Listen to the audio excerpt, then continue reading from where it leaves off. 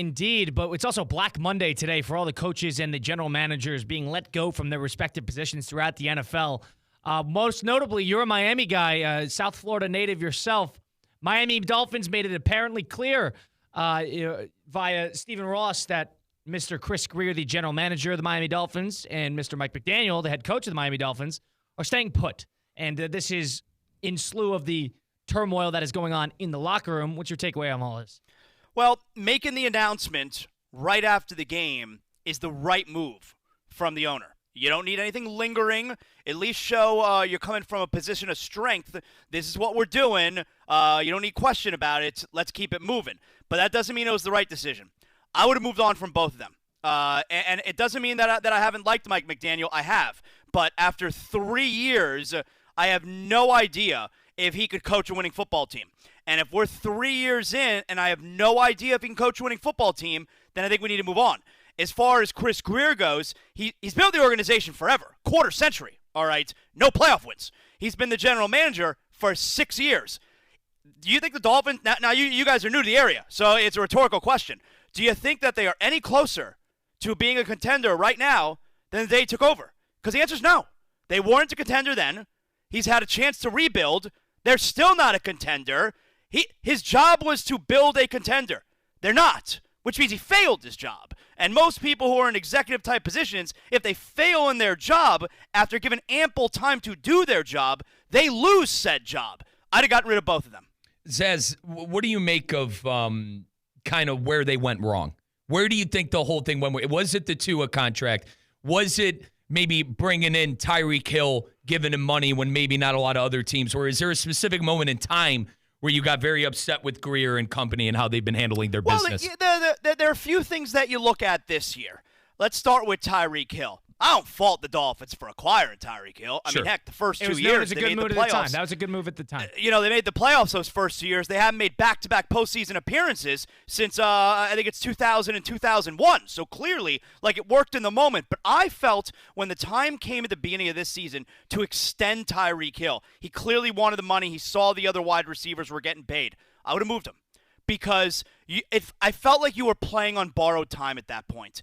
And he wasn't even best behavior the first 2 years of the Dolphins because you still had some of the nonsense off the field. But it's almost like you're playing with fire here. Everything has worked out really well these first 2 years. Eventually, you're going to have to pay the piper. And guess what? That time's now, all right? Yep. So instead of moving off of him and probably being able to get something good in return, I think they're stuck with him, and he clearly doesn't want to play here anymore. So there's the Tyreek Hill angle that went wrong. They held on to him a little bit too long. Tua, they didn't have to give him the money, and this is a major second guess, but hey, guys, that's what we do in sports, right? You see something happen, you talk about it. If you want to call it a second guess, it's second guess. They decided to pay Tua instead of letting him play the 5th year. We know the injury was the concern. They gave him the money. What happened? He missed a third of the season. Yep. Missed a third of the season. Right. After they gave him the money, all right? He'd be cheaper now than he was then. Absolutely. So they blew that one, all right? And then you look at, let's say, the offensive line. I mean, there's a very famous clip before the season started where Chris Grier is asked by media about the offensive line. And Chris Grier laughs it off, saying, you guys and the fans are a little bit more concerned with that than we are. Chris, your offensive line was terrible, okay? And then a quarterback who you know gets hurt. They had Skylar Thompson in this building for 3 years, and they trusted that to win them some games when their quarterback would inevitably miss some games. So there's problems. There were mistakes all over the place. For me, the main issue is Chris Grier had 6 years to build this thing. It failed. To me, that's a losing your job scenario there. Yeah, I agree with you on the fact that at a certain point it's time to kind of split ways. Now, I can't necessarily fault Grier for being aggressive because I think everybody can admit he, at a lot of points, was aggressive in how he managed that team. So whether you want to fault him for that or give him props for that is completely up to you as a Dolphin fan. Now, it didn't work out. And I agree with you on the fact of if you're going to get rid of one, you get rid of both. Because why get rid of one and then have a half-marriage or organized relationship? It doesn't always work. So from that perspective, I also agree. Now, one thing that Dolphin fans, I think, have to take into consideration is the lack of success, at least comparatively, prior to what you were seeing, comparatively to what you're seeing now, what you were seeing before McDaniel as well. There was a very slim margin of actual success. Now you're starting to see some. The expectations change. But and the bar therefore can't maybe be, that. hey, be better than horrendous. Yeah. Okay? Because that's what we're talking about here. Be better than horrendous. The bar needs to be a little bit higher than that. And horrendous was what? Brady Gate, Flores losing games and whatnot. Zaz, what do you think they got to do? I mean, the fact of the matter is you're stuck with them. What do they got to do? Right. Like, there's no sense in saying they should have done it. They didn't do it. They're not doing it. We got to move forward. I'm the same way with my team. Where do we go from here with the Dolphins? Well, the first place, and I don't know that he's ever. And I'm a Tua fan. All right, I think Tua's a real good player. I think they could win with Tua, but not with his current stubbornness.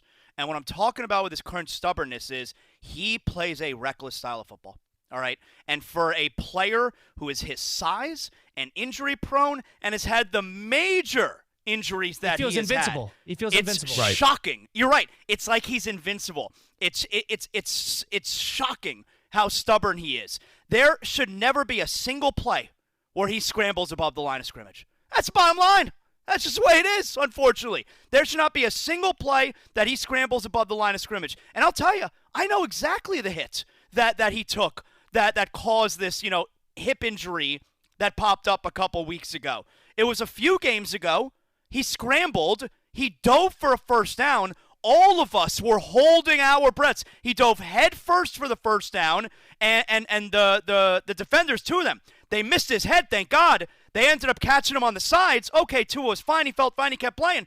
That was absolutely the play where he suffered the hip injury. And all of us were holding our breaths watching that play. And guess what? It's likely the play that cost him the last 2 games of his season. So the first place you got to start is Tua, if he's a leader and a captain of this team, act like it. And that doesn't mean picking up extra couple yards, diving head first for a first down. Acting like a leader is making sure you are available and you stay on the football field. That would be him being a leader. That's the place you got to start. Yeah, if he's not there week in and week out, especially in meaningful games towards the end of the year. How are you supposed to buy into something like that? 100% agree there. That's Mr. Jonathan Zaslow, of course, from the Zaslow Show 2.0. Joining us now on Russo and Rizzo on ESPN 1063. Zaz, now, in regard to not the Dolphins, I know this is a weird time to ask because they were not trigger happy, but there's a certain number of instances throughout the NFL in the last few years, even this year, where teams are a little trigger happy and getting rid of the coach and blowing it all up. Gerard Mayo being one of them. Antonio Pierce, jury's still out. And there's some cases in which the team is probably a little too lenient. The Dolphins being one of them, the Cowboys probably.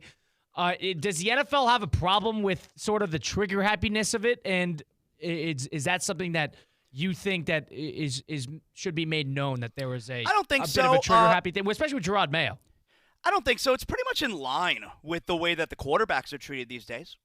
We throw the quarterbacks out there. Whether that's a good thing or a bad thing is also up for judgment, but I understand. Totally. But it didn't used to be like that, The quarterbacks would sit for a year, sometimes 2 years. And now, for the most part, they're thrown out there, all right? So it's not as if it's only the coaching position. It's the most important position in football as well, the quarterback. They throw you out there. They don't give you a ton of time. I mean, heck, if Andy Dalton doesn't get into a car accident, do we see Bryce Young again this year? I don't know. And as it worked out, Bryce Young looks like he might be a player. So that's worked out well enough for Carolina. You got to, and that would lend the same argument to sometimes you got to take your time with these head coaches. But the same thing, if we're talking about Gerard Mayo, and is it fair firing him after 1 year?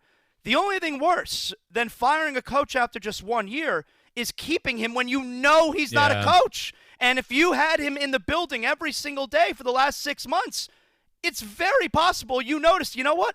This guy's not a head coach. So you got rid of him. So I don't have a problem with the Patriots getting rid of Gerard Mayo. And if nothing else, you know it killed Robert Kraft to have to get rid of Gerard Mayo. He's a player there forever. Everybody loved him there before this season. You know he didn't want to get rid of him unless he saw on a day-to-day basis, this guy's not a head coach. Or he saw an alternative that he thought would provide higher upside. Which is probably the situation in regard to either Johnson or Vrabel. That's probably has a lot to do with it. You think about the replacement, the solution before you really address the problem in his case. Yep.